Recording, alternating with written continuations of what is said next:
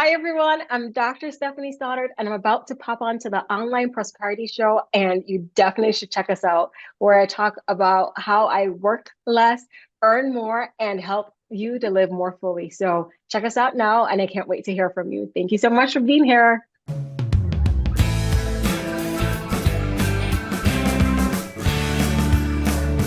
Hello again to our wonderful viewers of the Online Prosperity Show. I'm your host, Prosper Taruvinga, and today we have a phenomenal guest joining us. And I want to tell you, this is not just going to be an interview, it's going to be a journey. With us is Dr. Stephanie Stoddart. Stephanie, how are you doing today? I am doing fabulous, my friend. How are you? I'm doing super, super amazing. And now that you've showed up on the show, because we were wondering, is she going to come? Because we're only just getting started on this show. And maybe a lot of people are like, this might be beneath me. So I appreciate you being a wonderful guest so far. So for those that are wondering who Dr. Stephanie is, you might be surprised because Stephanie went from burnout to balance, and she was transforming not only her life but the lives of other dentists around the globe. It's kind of scary if dentists are actually going through burnout, because a lot of people are afraid to go to a dentist. And now, can you imagine you're going to a burned out dentist? It's all a big catastrophe there. So that's the reason why we need people like Stephanie there to actually help us when it comes into that realm. So get ready for a show that actually promises to be, I think, one of the best we've had in a while. I mean, it's going to be full of insights from improving your career as a dentist or just any other person, and also nurturing your family. And you're going to hear a very, very surprising escapade that happened on Labor Day. If Stephanie's gonna want to let us know, how that all ties into her business and what she's been doing, and above all, how this also helps you create a business that's profitable and enjoyable. Now, Stephanie is here to guide us. I might as well just, take the back seat, because I don't think I know as much as Stephanie does. And I guarantee you won't want to miss any episode of this enlightening conversation. I've already started enjoying, her being on the show already. Now, Stephanie, I could go on and on and on, talking about everything else that you've done, your accolades and things of that nature. Just start off by letting us know what actually ignited your journey from burnout to balance. Thank you so much for having me here today, Prosper. Like you mentioned too, the escapade that I had on Labor Day, which was the birth of my son, my second son.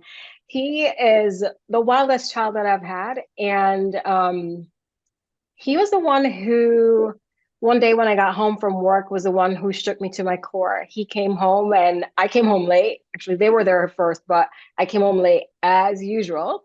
And he was just like, Mom, you're late again from work. And I'm like, yeah, that sucks. It really sucks. So he's been the brave one for us this whole time. And when he said it to me, it shook me to my core because, here am I being the breadwinner, the main provider for my family. I'm in a stressful career. I have two boys, and I just lost the twins that I was carrying at the beginning of the pandemic.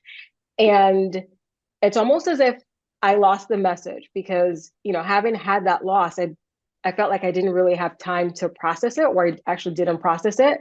And the kids who were actually right there in front of me, it felt as if I was failing them as a mom, just not there, like not present. And even just being there, I wasn't even there, like always thinking about work and not just enjoying the times that I had in front of me. So, it's almost as if I missed the lesson the first time when I lost my kids. And then it really like got me when he said it, like, you're late again. So I'm grateful for him.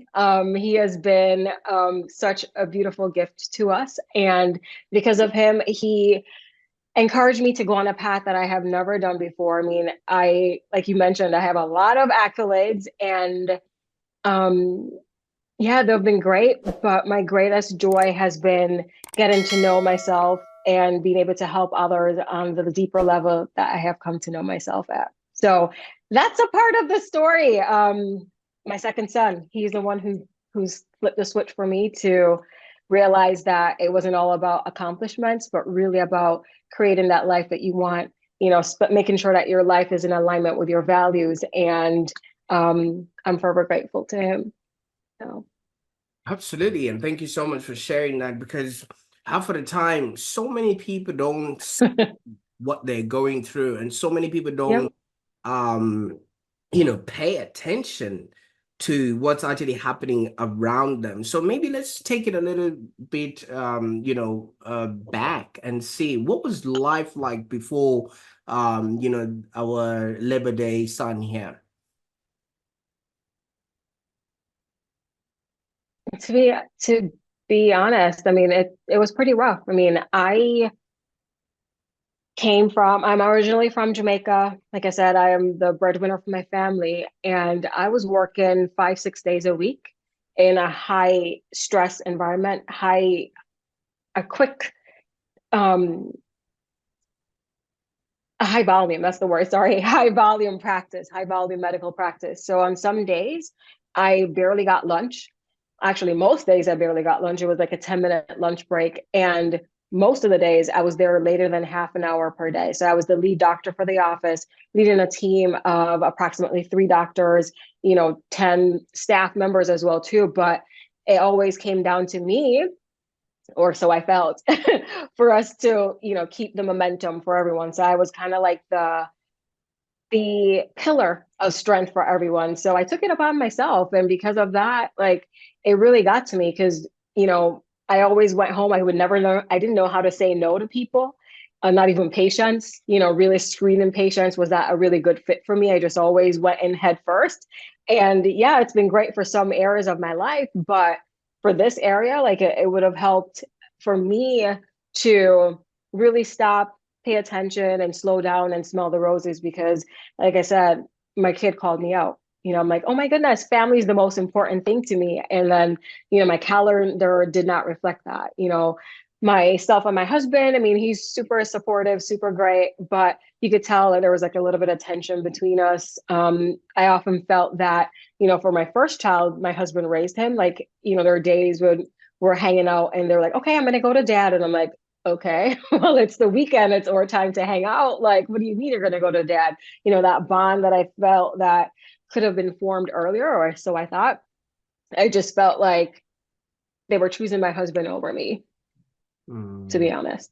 Yeah, to be honest, it felt that way. So, I really felt like I was failing as a mom and as a provider. Like I'm great as a provider, but just I was running myself ragged, for lack of a better word, running myself ragged, putting out fires elsewhere, and not really just spending the time to enjoy what I've created. It felt more like a prison, to be honest.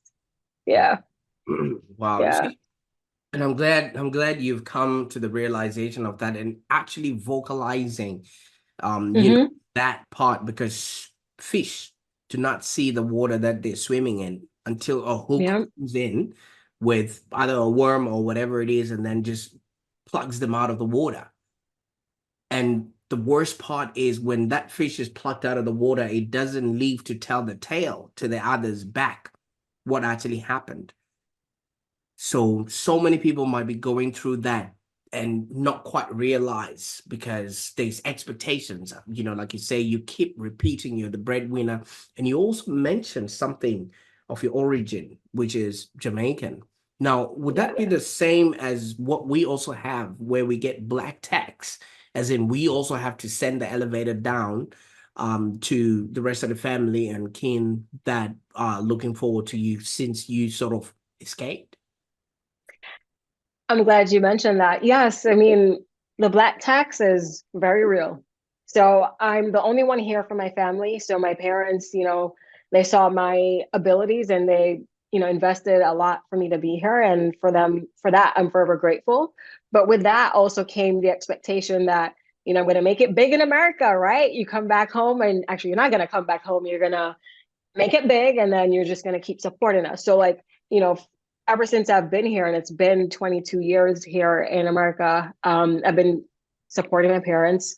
Um, and it's been great. But then, like you said, just that expectation that, yeah, I'm the firstborn child, I'm the only girl. So it's not as if they even asked me. It's almost like I had to, right? It's just like, okay, and worse or better, I'm a doctor, right? They're like, oh, she's making it big. Let's try that again. No, we're not. We come out with so much debt here in the US when it comes to pursuing medical careers. Like, for the first couple of years, even first 10 years, you're still living like a resident, as you should, because things are super expensive. Your loans are a lot. But I think, you know, like you said, the black tax is real. And I didn't realize that's what it was until I made it through to the other side. So, I'm super grateful that I'm able to help my parents. But, I wish it were a conversation that we could have spoken about, you know? And knowing how I feel too right now about this, like I want to make sure that for my children, like they don't feel like they have to um I wouldn't say take care of me, but like kind of take care of me. You know what I mean? Yeah, I don't want that pressure on them as well. Absolutely, and I quite like it. The buck stops with you because you don't want Yeah. to, you know, keep moving that generational trauma, that obviously comes along with that. And, that puts a lot of pressure on a lot of people. And so, like you say, you got to provide your own family. You had debt. You Hmm. also had this family that was, looking for you to look after them and things of that nature. And now you've got kids and also a high pressure, um, you know, uh, dental practice that you were running where you had, that team of people, and you said it was a high volume sort of pressure Hmm. that was in there. What was left of your life? Great question. What was left? You know, I was barely unrecognizable. Like I looked at myself and I could just see myself like fading in the background. I felt like the joy, the spark that I had before. Like, people could see me and they're like, oh my goodness. On the outside, it looks as if I'm smiling, but on the inside, it's like hot mess, like real hot mess. Um, but if you didn't know me from before, you would have thought I was okay, Well, that's why right? You'd have thought I was okay. yeah, they say Yeah, you'd have thought I was okay. Yeah, you would have thought I was okay because I could do a good show, right? But then on the inside, things were suffering. My relationship with my husband, we weren't as intimate as we wanted to be. Relationships with my kids and my parents, it wasn't as deep as it could be because I barely had time. It's like, sometimes we're like, oh my goodness, time is such an excuse. But for me, it felt so real. I had no time. I was coming home late. I left my kids early in the morning, kissed them goodbye, and then I made it home just in time to kiss them to go to bed. Like I wasn't involved with like dinner or, giving them baths or anything like that. That was my husband's, you know, he was doing a lot of that. And it was almost like, why did I have them if I wasn't going to spend the time with them? Like that was some of the questions that kept coming up for me. It's like, okay, well, maybe I should just have one more because I'm missing out here, right? And I keep like, maybe I should have one more, but really, but you can't even take care of the ones that you have right now or invest in them the way you want to emotionally and spiritually. So what would be the point of that? So, just really looking at the life that I was creating, it was just a complete conflict as to who I am as a person. And it just felt like I couldn't get out. So, like I said, truly grateful for my son because had he not said that, I think it would have taken something more, maybe something physical to happen to me, something drastic to happen to me to get my attention. Because I'm used to taking a lot. There are people who are expecting a lot from me, and I don't know how to fail. So I'm the perfect person to keep doing this, right? And Yeah. what's your son's name? Matisse. Cool. And when Matisse asked you or told you you're late again, what was the first thing that you did with that? I I started crying. I started to cry. I'm like, oh my goodness, wow. He, I can't remember how old he was then. It was either between 2 or 3, but he was just like, he could see that I wasn't there. For a kid to recognize that, I mean, they're so like precious and priceless, and they like take that all in. But he was super observant and he could tell that something wasn't right. So I'm glad he said that. And he's the one right now, he will tell me, oh, I don't like your hair. And I'm like, you know what? I love your honesty. I'm not gonna like, oh, really? Like, no, we're changing the mentality around here. It's like, okay, it's great to be honest. Thank you for being honest, because like I said, because of that, I got shook to my core and I'm on the trajectory that I've been on. So like I said, it would have taken probably some sort of injury or something really more obvious for me to stop. Yeah. Absolutely. Well, obviously, had he not mentioned those words, right now we probably wouldn't be having this episode because you probably be too busy, caught up in your everyday stuff. So what did you then start doing to remedy that? Because, obviously that would have gotten you thinking. So it's so funny because things happen at the right time. Things always happen at the right time. So you're like, oh my goodness, why can't it happen right now? It's because it's not time for it. And so said, so done. I had that revelation to myself. I have a cousin. I haven't heard from her in forever. And she reached out to me like out of the blue. Out of the blue, she reached out to me and she was asking me about like, what's the vision for your life? And I'm like, vision for my life? What is she talking about? Don't you just go to school, check off the boxes? I got married, I bought a house, I'm having kids, I'm in my career, like vision, like I'm just going. Like it's almost, I had no like direction, right?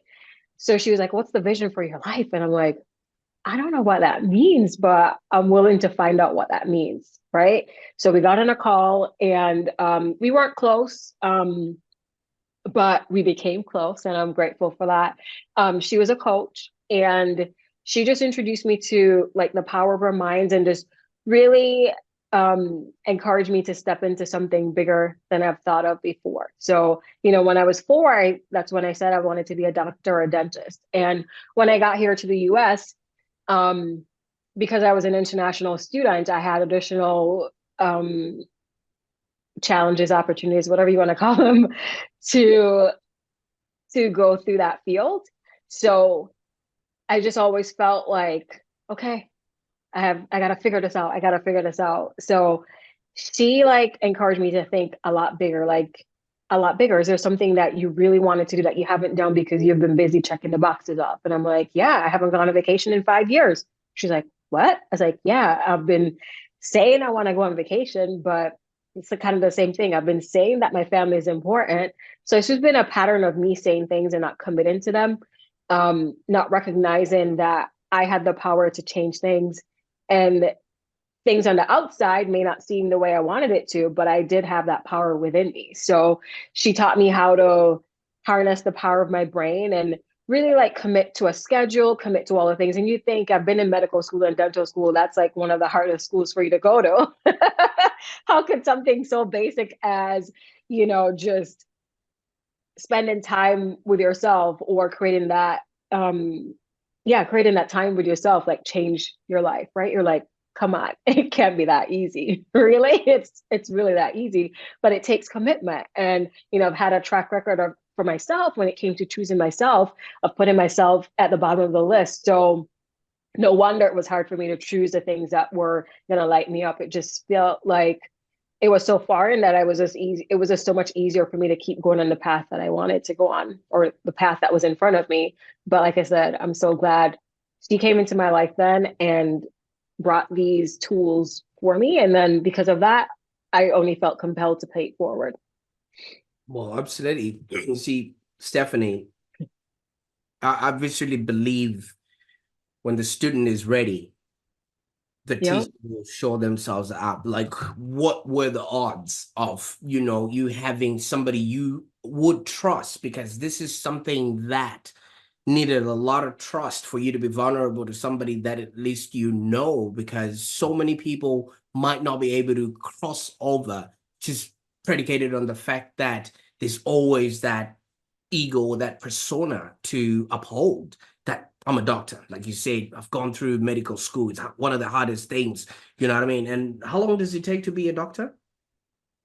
Oh, it depends. Here in the US, 4 years of college and 4 years of medical school. And then you can do an additional year of training. So for me, my path was I did 4 years of undergrad, and I did 4 years for two masters, two perpetual overachiever, two masters.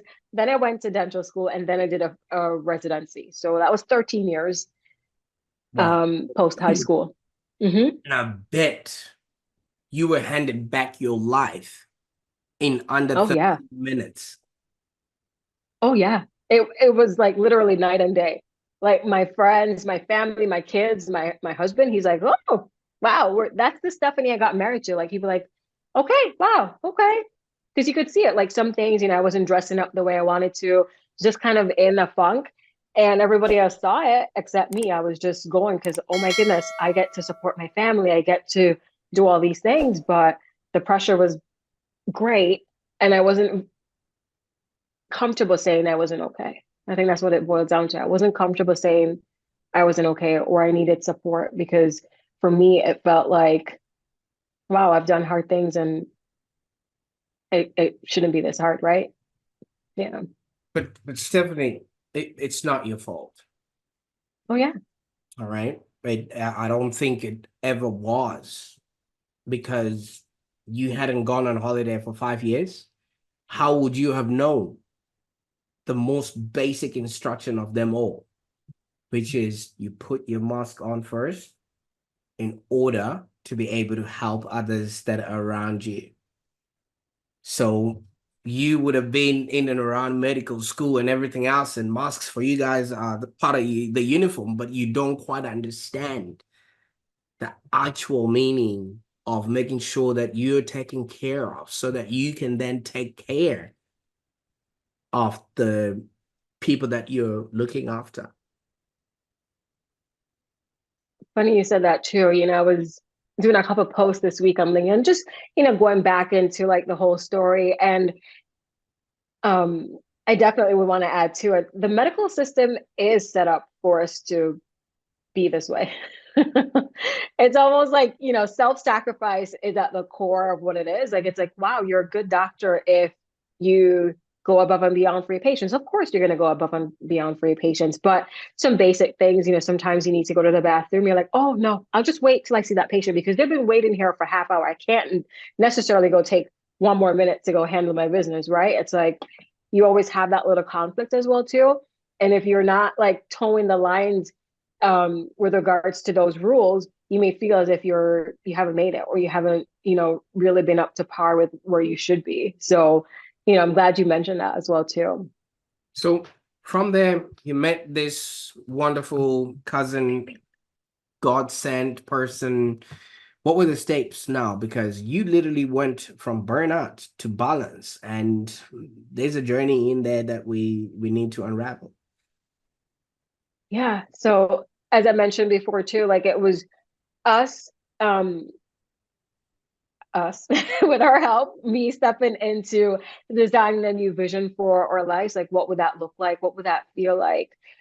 For you to go on vacation, really spend less time working and more time with your kids. And really structure my schedule in such a way. So she taught me like time management skills, really some negotiation skills, for me to structure my schedule in such a way that it actually worked for me. I felt like I didn't have choice, right? Who says you have to work Monday through Friday? You don't have to do that, right?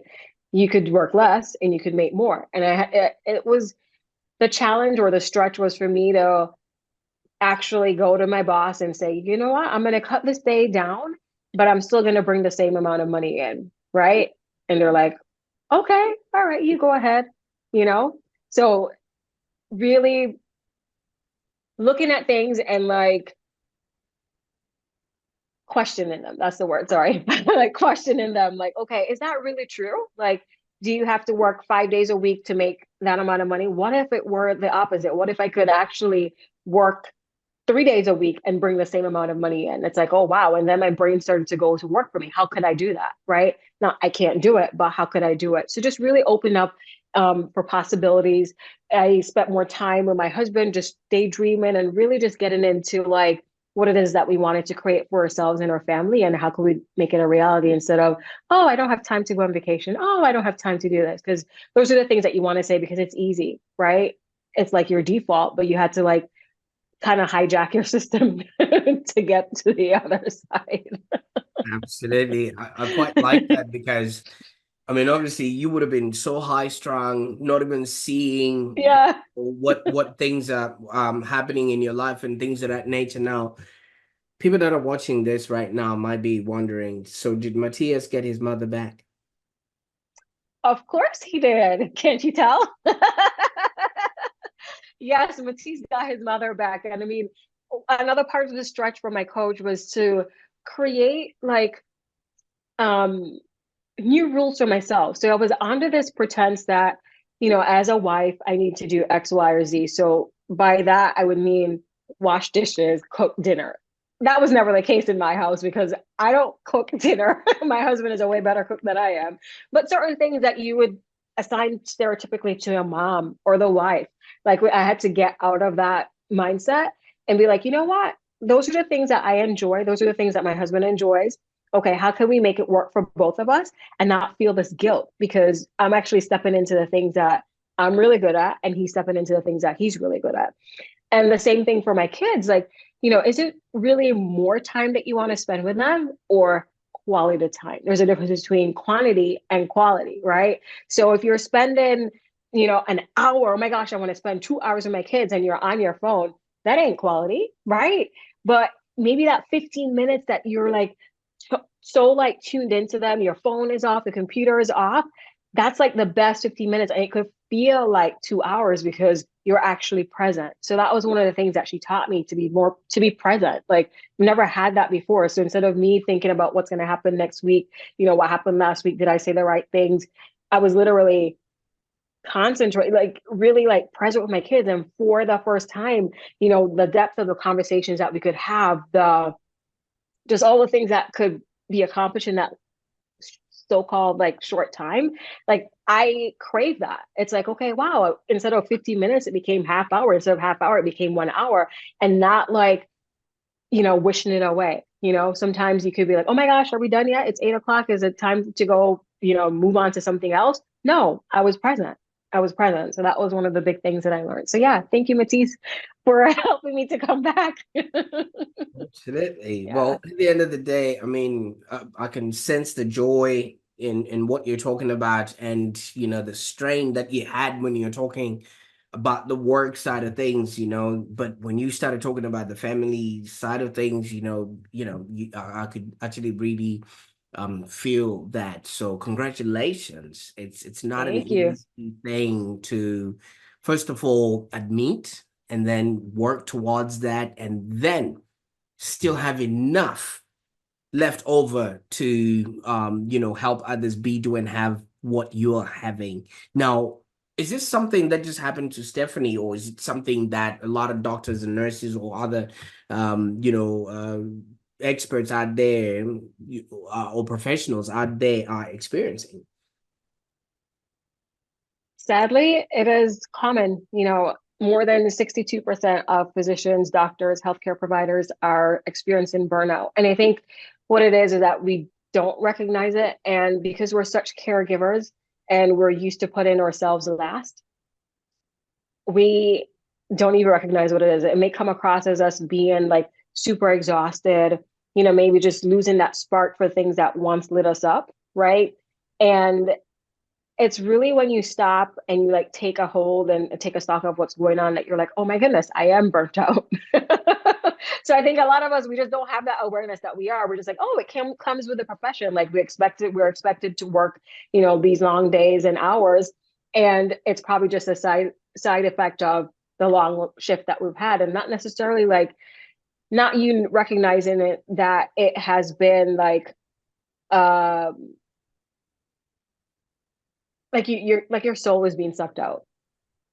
You know Mhm. what I mean? Like for me, like it's like I lost my joy, I lost my passion for things, and I'm like, I wonder why that is. No, it's just the job. I'm just gonna sleep more. You're like, oh, I slept, didn't work.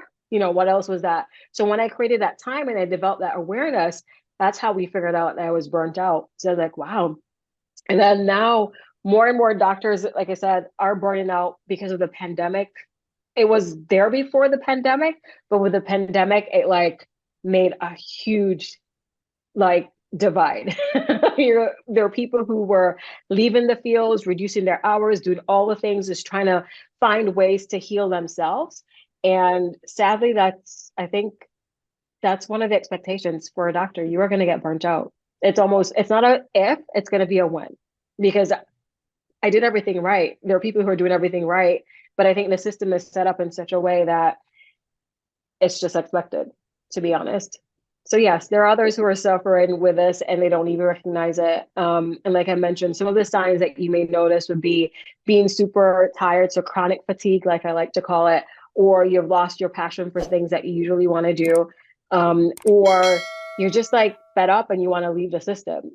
People in healthcare right now, they went into it not to make money because you can make more money outside of healthcare. They went into it because they have a heart of service. And right now we're leaving because it just feels like too much. It really does.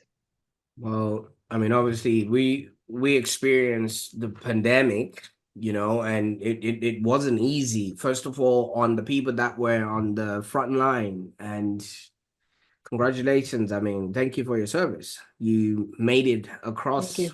unscathed, but at the cost of so many people not realizing they're alienating themselves, from their family, and like you keep repeating, from their passions and from the things that actually bring them alive. Now, you've gone on and started coaching and consulting so that, which is now creating that balance, that you're now renowned for. I mean, you were a doctor and everything else, and people didn't quite better an eyelid. But when you went into coaching and consulting, even we started paying attention. Now, could you share a little bit about what it is that you do and how your coaching and consulting services are actually impacting dentists, practices, and the teams around them?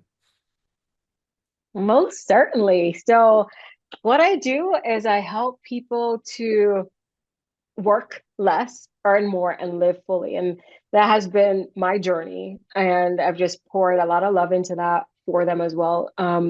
Particularly those females. I think as females, moms, breadwinners, so more and more, there are more females that are coming out of medical and dental school. So that's great. But with such male driven professions, the expectations are a little bit different. Like you're always trying to figure out how to balance being a mom, being a female, being maybe the only Black person, the only female within the room. And it's taxing. It can be taxing. And I just provide that support that allows dentists to connect with the truth of who they are, to reconnect to their passions and design their offices, design their lives in ways that are fulfilling to them. So it's really going into um, who you are, what your values are, and really standing firm for them. And I think that is the way forward. Actually, that's the way forward for each and every one of us every single day, regardless of the professions that you're in.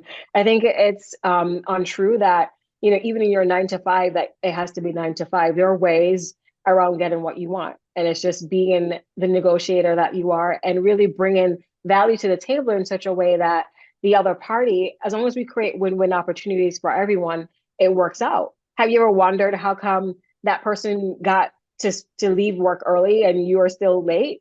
Wow, they either negotiated better for it or they brought more value to the table. So really just tapping into the value of who you are, owning your worth, really being confident in what you have to bring to the table, because it can work both for associates who work for somebody else or private practitioners who have their own practice.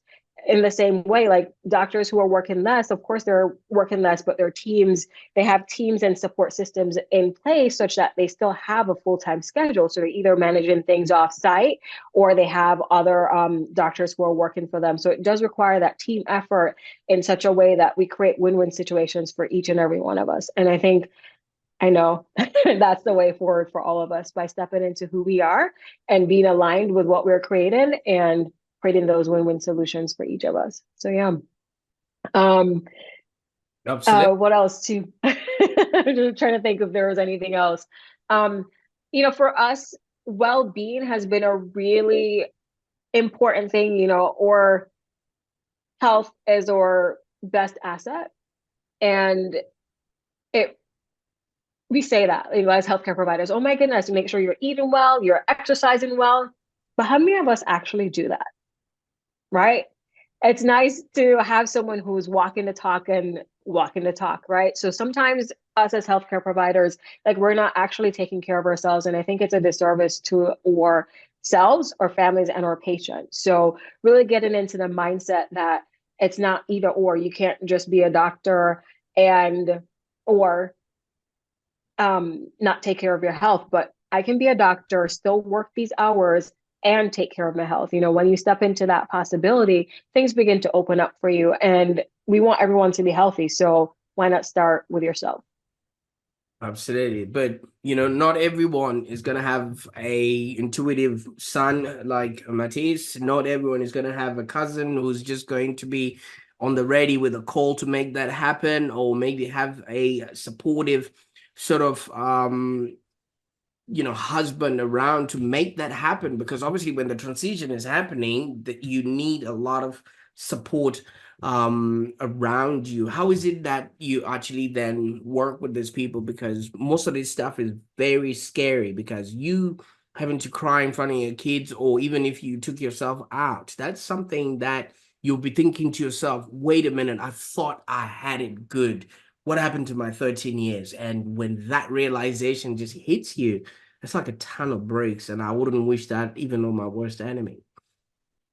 For sure. And that plays into the power of coaching and support, like you mentioned too. I think the healthcare field has just caught on with regards to coaching and having those support systems, mentorships in place that are long term and sustaining.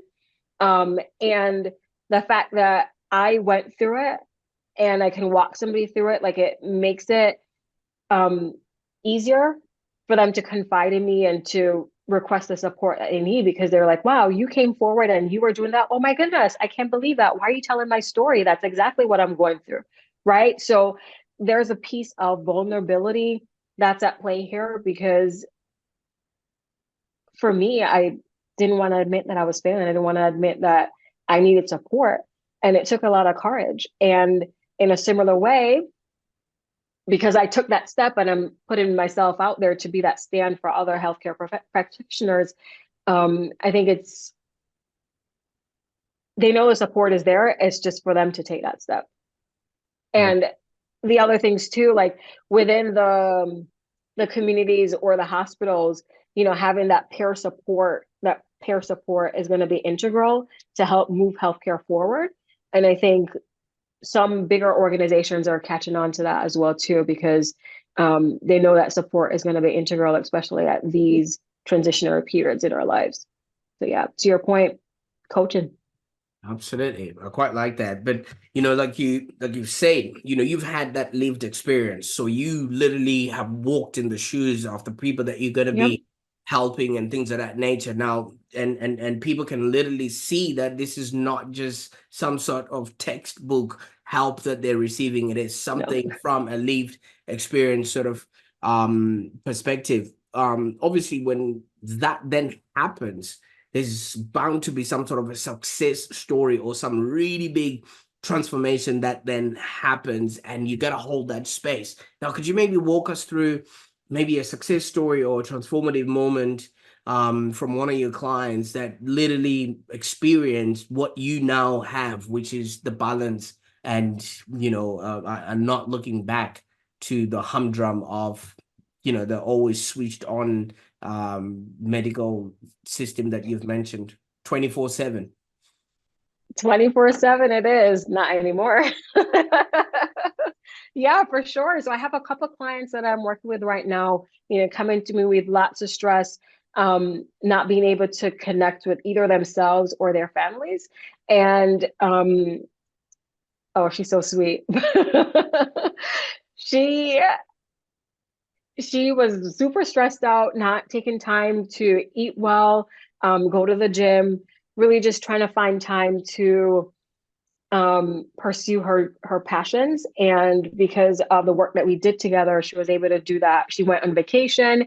She got a promotion to president of a chapter organization because she was able to put herself out there, really like connect with what she wanted to create. And she has not looked back either as well too. I've worked with so what I've done too is bring my work into some of the medical schools and the dental schools that are close to me right now. Just offering like pro bono coaching to them to be able to help with like stress management and really getting into the frame of mind of abundance, right? Because I think for so many of us, like we think this way is the only way. And when you step into a different way of thinking, it opens up so many opportunities for us as well too. So some of my clients, like I said, within the residency and going into like attendanthood stages of life, like they have experienced shifts in ways that they're sleeping better, they're eating better, or taking care of themselves, and finding that space to pursue passions that they have once put on the back burner for the sake of medicine. So yeah. Fantastic. And how can people start experiencing this bliss? What's the best way to get a hold of you?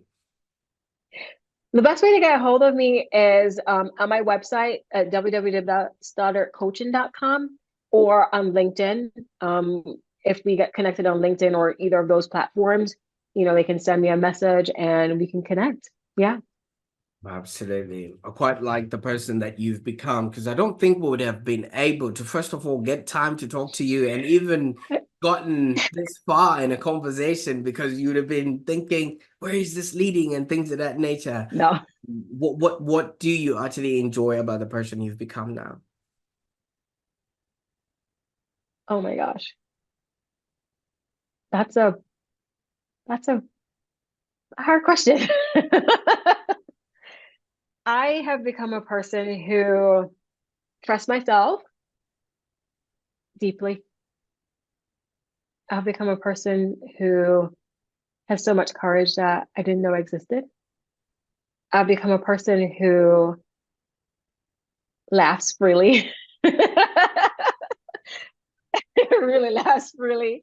I've become a person who has been more comfortable in my skin than I have been in a long time. I've become a person who loves fiercely and is gung ho about people living life to their fullest. So yeah. Absolutely. Now, Stephanie, I wanted to do something that we're just gonna cut off this little bit here as a direct message to Matisse. What has he done to your life?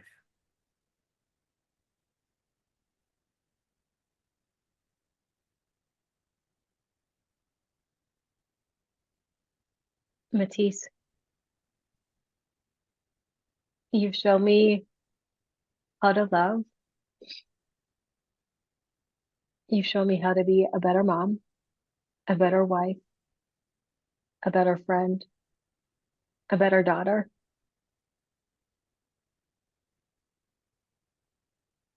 I am beyond grateful for the person that you're becoming, and I'm most proud of becoming the best mom I could be for you. Fantastic. That was beautiful.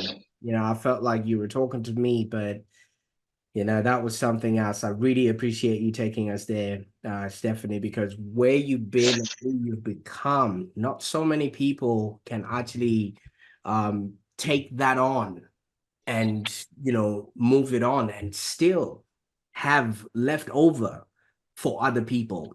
because when we're going through life, and as you have mentioned, some of these things are happening for 13 long years. You just think that this is exactly what I'm, meant to be. This is who I'm supposed to show up as. And before you know it, you are faced with a situation where you have to, first of all, maybe explain yourself or figure out who am I actually becoming? So I really appreciate you taking us on this journey. Now you've been the doctor, you've been what do they call it? On call, you've done the things, and now you've brought it all back and you're helping other people be doing have a happier existence. What can people expect from Stephanie? I mean, moving forward, I'm hoping there's more holidays lined up because now you know how to take time off. And I know you're going to be doing so many crazy things out there.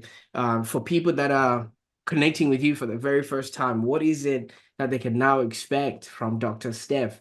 If it's not a book, then we're not listening. If it's not a book, then we're not listening. Um, the sky's the limit for me. One of the dreams that myself and my husband have is to live in a different country for an extended period of time. When we got married, my husband and I were both passionate about serving. So service is at the core of who we are.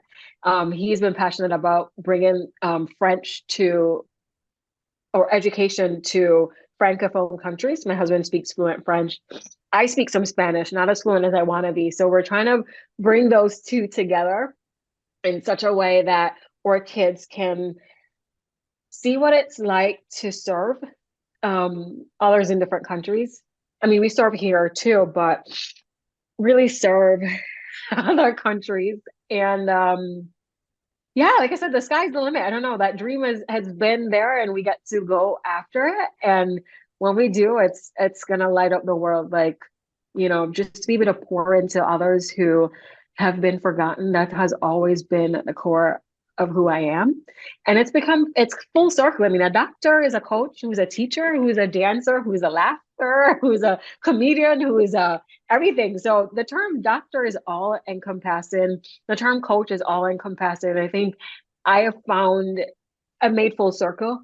And I'm just happy to share my journey with others and inspire others to really step out and claim who they are. We're born with so much potential, and our titles don't make us who we are. It's who we are at the core who makes us who we are. So it's time you connect with it. Don't wait. Connect with who you are and live the life that you've always dreamed because it's yours. Wow. Yeah. That that is, I think we should just end it there. And it's a good thing we were recording this because so much, happens in people's lives and they don't quite realize that this too shall pass. And usually it's Yeah. moments when you're not watching that will come back haunting on you. Nobody's going to ask you how many millimeters of syringes. I don't know what you guys do these days in the medical space. Did you administer? Nobody's going to care about that. People are going to ask, did you love? Did you matter? Did you trust? And what will people say about you? And I think what you have done with us today is proof positive that anybody can turn their life around, no matter where you are headed. Yes, you might be winning the race to the bottom, but you don't necessarily have to get the accolades for that because so many people are just burning from both ends. And if you can just stop and look at what is in front of you, you too can be doing have a happier existence. Now, wow, what an incredible journey, from burnout to brilliance, and Dr. Steph, I can't thank you enough for the time that we spent on the call today. I think I can't thank you enough for being here today. Thank you so much for having me. This has been truly remarkable. Thank you. Absolutely. And for those that are watching right now, if you found value in today's conversation, and trust me, I know you did, just be sure to watch this again and share it with your colleagues, especially the doctors and the dentists out there that just keep humming and puffing and not even looking after themselves, you know? And hey, obviously hit that subscribe button, for more transformative insights in the future episodes that we're going to have, because as Stephanie says, I mean, we only have one life to live and it's time to make it fabulous. All right. Thank you so much for joining us on the Online Prosperity Show, where we literally engineer smiles and impact lives. Until next time, stay prosperous. Bye for now.